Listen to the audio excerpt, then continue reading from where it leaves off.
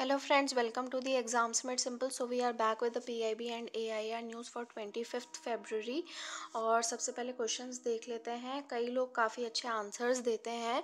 So everyone of you who is watching this video should try to give answers. और यदि आपको नहीं मिलते हैं तो आप एटलीस्ट पढ़ लिया कीजिए. मैं फिर से कह रही हूँ, अगर गलत आंसर होगा तो we will correct it in the comment section and please try to answer it. Now first question is what is rail दृष्टि डैशबोर्ड. ये आज ही लॉन्च हुआ है, आपको बताना है क्या है. Second is Bosphorus Strait connects which two water bodies. पता होना चाहिए आपको कि स्ट्रेट जो होता है वो दो वाटर बॉडीज को कनेक्ट करता है और इस्थमस जो होता है वो थिन स्ट्रिप ऑफ लैंड होता है जो दो बड़े लैंड मासेस को कनेक्ट करता है. Okay. Third question is Phulkari handicraft. उसको जीआई टैग दिया गया है, तो ये कौन से स्टेट को बिलोंग करता है. And fourth question is the following subject belongs to which list, union list, state list और करंट कॉन्करेंट लिस्ट. ओके. अब ये सब्जेक्ट क्या है. Coordination and determination of standards and institutions for higher education. तो higher education में जो higher education institutions में जो स्टैंडर्ड्स वगैरह डिटर्मिन किए जाते हैं, ये किसके अंडर आता है, कौन सी लिस्ट में आता है. ये यूनियन लिस्ट का सब्जेक्ट है, स्टेट लिस्ट या कॉन्करेंट लिस्ट का. ओके.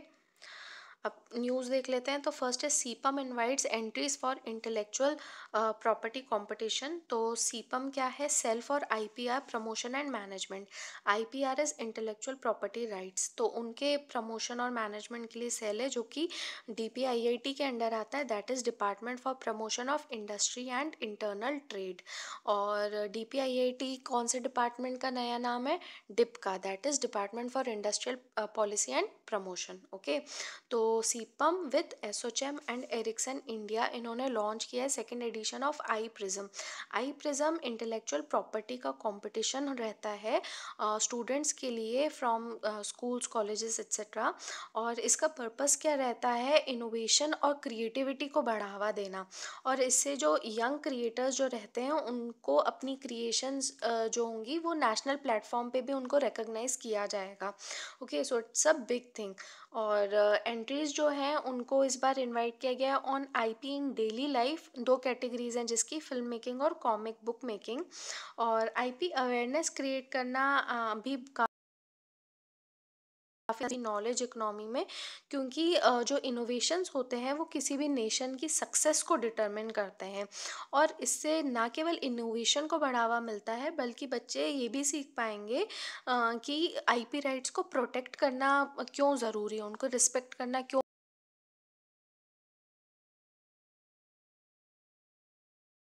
दूसरों की जो क्रिएशंस होती हैं उनकी रिस्पेक्ट की जाए. मतलब कोई भी मुफ्त में उनका यूज़ गलत यूज़ ना करे. ओके. अब नेशनल आईपीआर पॉलिसी जो थी ये 2016 में अडॉप्ट की गई थी. तो अब देखिए पीआईबी का सिग्निफिकेंस ना इसी से ही समझ में आता है कि आप एक पर्टिकुलर टॉपिक पढ़ते हो, उसमें आप मतलब क्या नए इनोवेशन, क्या नया इनिशिएटिव लिया गया वो तो आप पढ़ते हो, फिर किसने लिया है, कौन सी ऑर्गेनाइजेशन ने, वो किसके अंडर आती है, उसके बारे में मतलब हिस्टोरिकल जानकारी, कब बनी, क्या पॉलिसीज़ उससे रिलेटेड है. आपका पूरा 360 डिग्री कवरेज हो जाता है उस पर्टिकुलर इनिशिएटिव से रिलेटेड. तो अब यहाँ पे भी आप देखो आईपी राइट्स की बात हो रही थी, तो आईपी राइट पॉलिसी के बारे में बताया, ये 2016 में आई थी और इसी के अंदर सीपम भी बना था. तो सीधे सीधे यूपीएससी आपसे ये 3 स्टेटमेंट्स पूछ सकता है कि आईपीआर पॉलिसी कब आई थी, कौन से पर्टिकुलर ईयर में, 16 में. फिर उसके बाद में सीपम जो है वो इसी पॉलिसी के थ्रू बना है. फिर सीपम कौन से डिपार्टमेंट में आता है, तो डिपार्टमेंट डीपीआईआईटी में आता है. ठीक है. तो और इसका काम क्या है, आईपीआर अवेयरनेस क्रिएट करना. तो यहाँ पे आपका पूरा का पूरा ये चीज़ कवर हो जाएगी. ओके. Let's move ahead.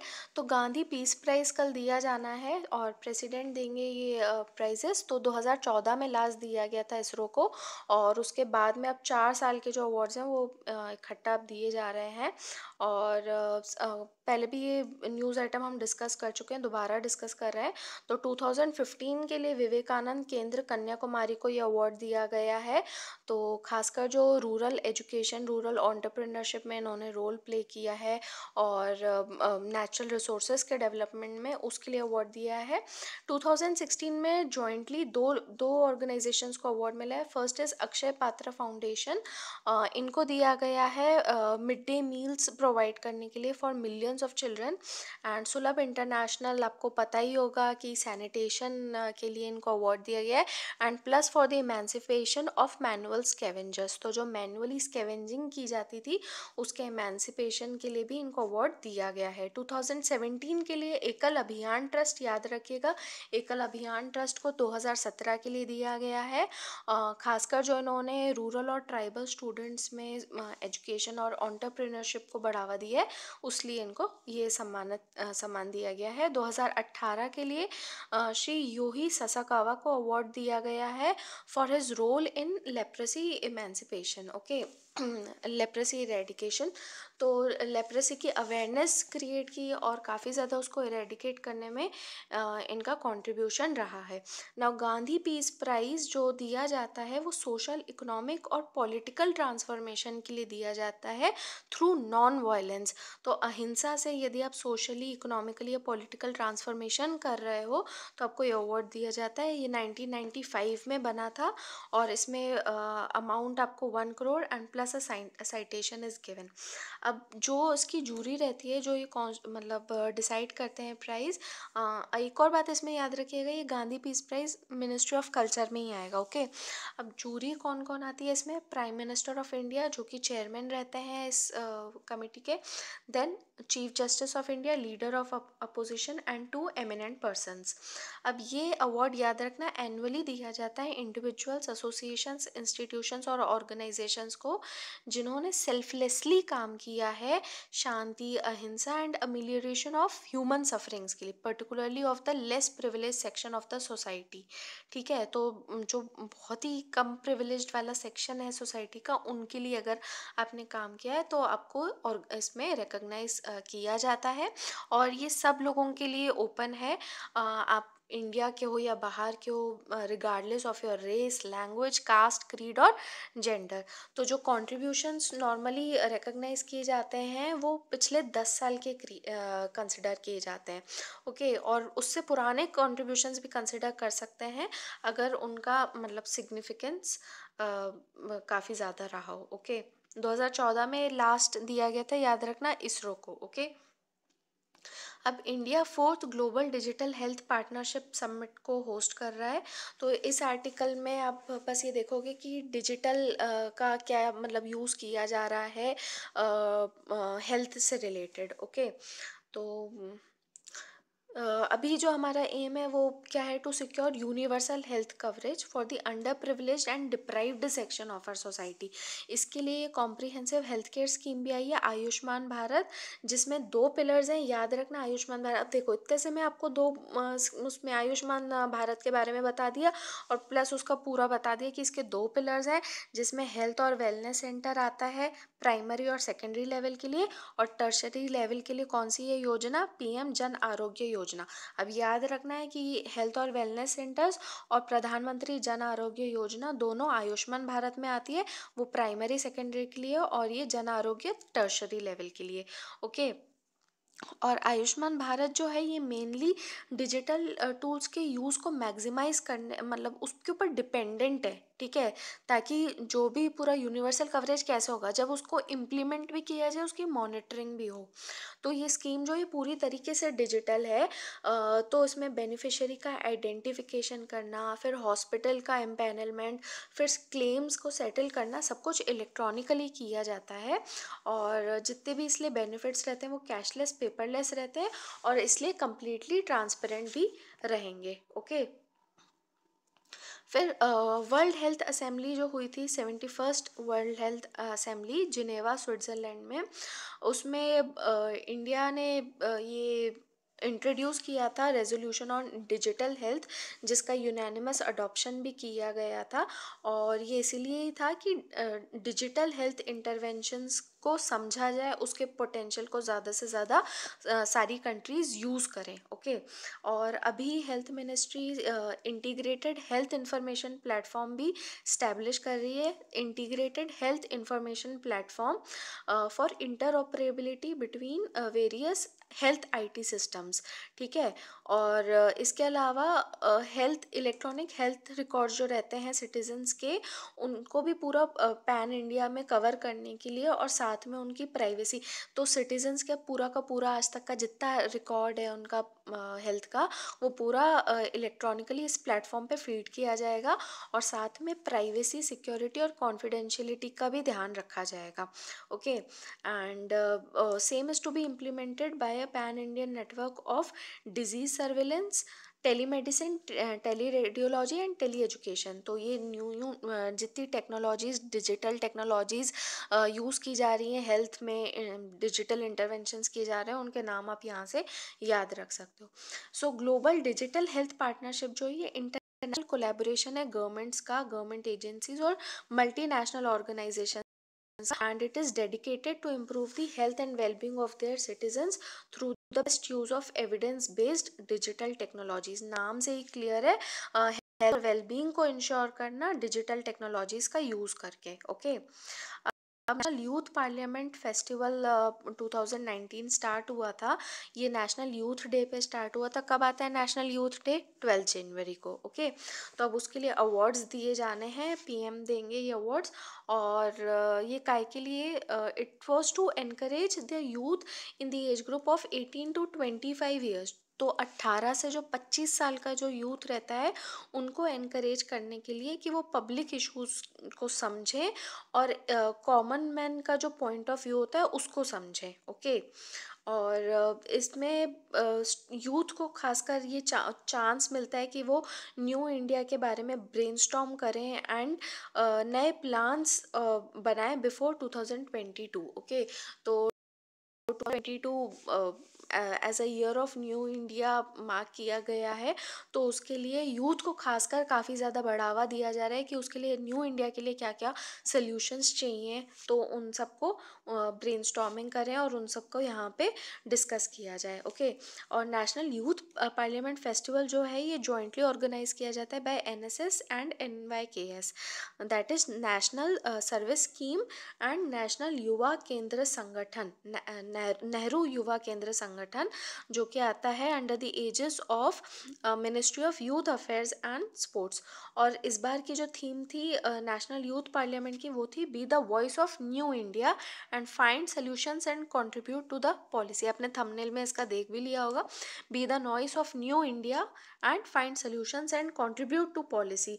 तो इसका जो ऑब्जेक्टिव है वो उसकी थीम में बहुत क्लियरली है।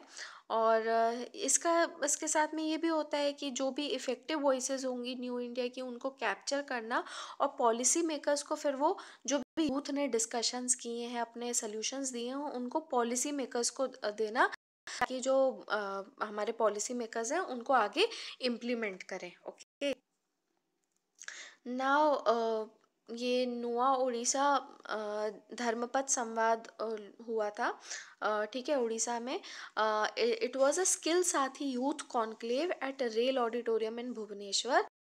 स्किल साथी यूथ कॉन्क्लेव हुआ था, और अभी रिसेंट इनिशिएटिव ही है ये स्किल साथी इनिशिएटिव। इसमें कैंडिडेट्स को जो है करियर काउंसलिंग दी जाती है, कई सारे कैंडिडेट्स को, और इसमें इंफॉर्मेशन दी जाती है on vocational training programs under skill India में। साइकोमेट्रिक टेस्ट कंडक्ट किए जाते हैं। साइकोमेट्रिक टेस्ट क्या होते हैं?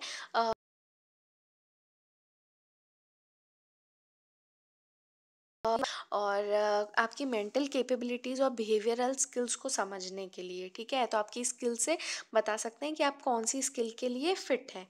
ओके, और इसके अलावा face to face counselling interventions रहते हैं, ताकि उनके जो भी कैंडिडेट्स हैं उनके इंटरेस्ट और एप्टीट्यूड के बेसिस पे उनकी स्किल डेवलप की जाए और वो राइट चॉइस लें। Okay, and it aims to create a mass movement around skill development in the state and inspire youth to make the most of various skill development opportunities in the country. तो अभी skill development पे जो हमारी country में वैसे ही MSD ministry भी है for skill development and entrepreneurship, जो इनिशिएटिव्स लिए जा रहे हैं, तो स्किल साथी के थ्रू यूथ को इसके लिए बढ़ावा दिया जाता है। Now Afghanistan launches new export route to India through Chabahar port. तो यहाँ पे काफ़ी क्लियरली दिया हुआ है आपको, यहाँ पे ये चाबहार पोर्ट दिख रहा होगा, दिस इज़ ईरान। ओके, और यहाँ पे आपको ये चाबहार पोर्ट दिख रहा है एंड ग्वादर पोर्ट उसी तरीके से पाकिस्तान में है।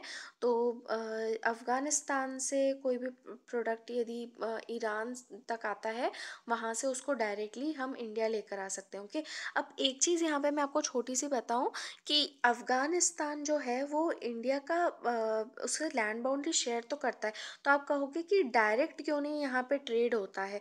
तो वो डायरेक्ट ट्रेड इसलिए नहीं होता है क्योंकि ये वाला जो एरिया है आपका, ये पीओके में आता है। Okay, let me tell you nicely. Okay, ये वाला जो एरिया है ये पीओके में, ये यहाँ तक का एरिया, सॉरी यहाँ तक का एरिया ये पीओके में आता है। तो पाकिस्तान ऑक्यूपाइड कश्मीर, तो ये जो अफ़गानिस्तान से हमारी लैंड बाउंड्री वो एक्चुअली पाकिस्तान ने पूरी ब्लॉक करके रखी है। तो जो भी एक्सपोर्ट इम्पोर्ट ट्रेड होता है हमारा अफ़गानिस्तान से, वो पाकिस्तान के थ्रू होता है।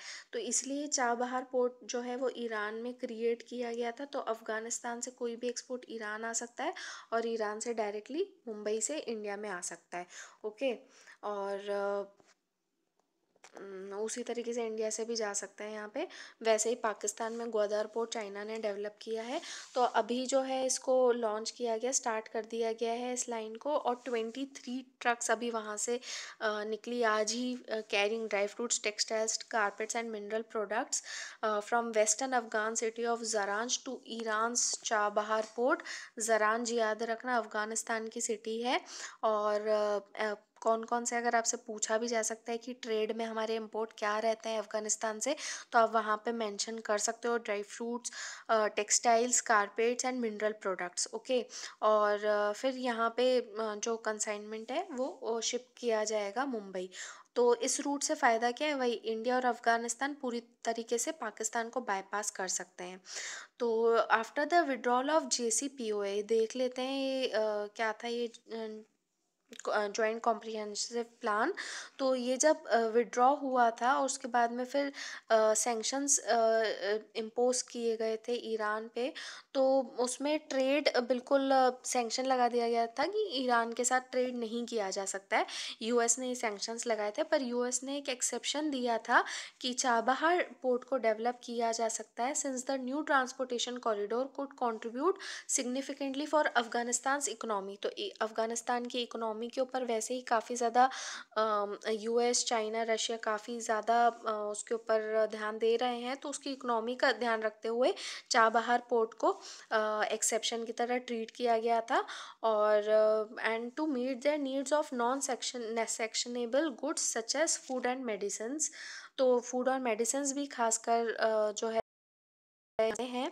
तो इसलिए इस चाबहार पोर्ट को एज अ एक्सेप्शन ट्रीट किया गया था। JCPOA क्या है, joint comprehensive plan of action है। इसको ईरान न्यूक्लियर डील या ईरान डील भी कहते हैं, जिससे यूएस ने विड्रॉ कर लिया। ओके, और ये कब हुआ था अग्रीमेंट, ईरान न्यूक्लियर डील? ये वियना में हुई थी। Vienna is in Austria. Okay, और ये 2015 में हुई थी between Iran, P5+1 and European union. याद रखना किसके बीच में हुई थी ये डील, ईरान, P5+1 और यूरोपियन यूनियन। अब आप कहोगे P5+1 क्या है, तो P5+1 refers to the UN security councils 5 members, permanent members. P5 जो होते हैं वो UNSC के 5 परमानेंट मेंबर हैं, that is China, France, Russia, UK and US. और +1 किसके लिए यूज़ किया गया है, +1 इज़ फॉर जर्मनी। तो ये 6 countries plus Iran and European union ने मिलके JCPOA या ईरान न्यूक्लियर डील साइन की थी। Now last news for today, Deloitte launches world class initiative in India। Deloitte क्या है, एक प्राइवेट कंपनी है, उसने ये इनिशिएटिव लॉन्च किया, वर्ल्ड क्लास इनिशिएटिव, इसका नाम ही है वर्ल्ड क्लास इनिशिएटिव। ये 10 मिलियन गर्ल्स और विमेन को सपोर्ट करने के लिए है बाय 2030 थ्रू एजुकेशन और स्किल्स डेवलपमेंट। तो इसके लिए डेलोइट इंडिया के कथा और प्रथम जैसी ऑर्गेनाइजेशंस के साथ में अलाइन कर रहा है। और खासकर जो इसका फोकस रहेगा कि गर्ल्स को उनका रिटेंशन रेट बढ़ाया जाए स्कूल में। रिटेंशन रेट यानी कि एक बार आप एडमिशन ले लो, ठीक है, लेकिन जल्दी ड्रॉप आउट ना हो, आप वहाँ पे एजुकेशन कंटिन्यू करो। फिर हायर एजुकेशनल आउटकम्स और स्किल डेवलपमेंट्स, ठीक है, ताकि उनको एजुकेशन के बाद में एम्प्लॉयमेंट भी मिल जाए। इन सब चीज़ों को टारगेट करेंगे थ्रू वर्ल्ड क्लास इनिशिएटिव। और 10 मिलियन गर्ल्स और वुमेन को सपोर्ट किया जाएगा बाय 2030। और अभी जो है 40% of the girls aged 15 to 18 years drop out, उन वो जो है उसमें से मतलब बहुत कम अपनी एजुकेशन पूरी कर पाती हैं। And only 26% of the women are employed. Okay, तो इसीलिए एम्प्लॉयमेंट और एजुकेशन दोनों को बढ़ावा देने के लिए है। और इससे India Deloitte aims to fuel India's growth story by aiding India to encash its demographic dividend. तो इस डिकेड में वैसे भी कहा जा रहा है कि हमारा डेमोग्राफिक डिविडेंड सबसे ज़्यादा रहेगा, तो उसको इनकैश करना बहुत ज़्यादा ज़रूरी है। डेमोग्राफिक डिविडेंड क्या है, आप मुझे कमेंट सेक्शन में बता सकते हैं। सो थैंक्स फॉर वॉचिंग, और हमारे वीडियोस देखते रहिए, इनको लाइक कीजिए, और अगर अनलाइक कर रहे हैं तो प्लीज़ उसका रीज़न कमेंट सेक्शन में बताइए। And keep giving your feedbacks, keep sharing our videos, keep loving us, and have a nice day. Thank you.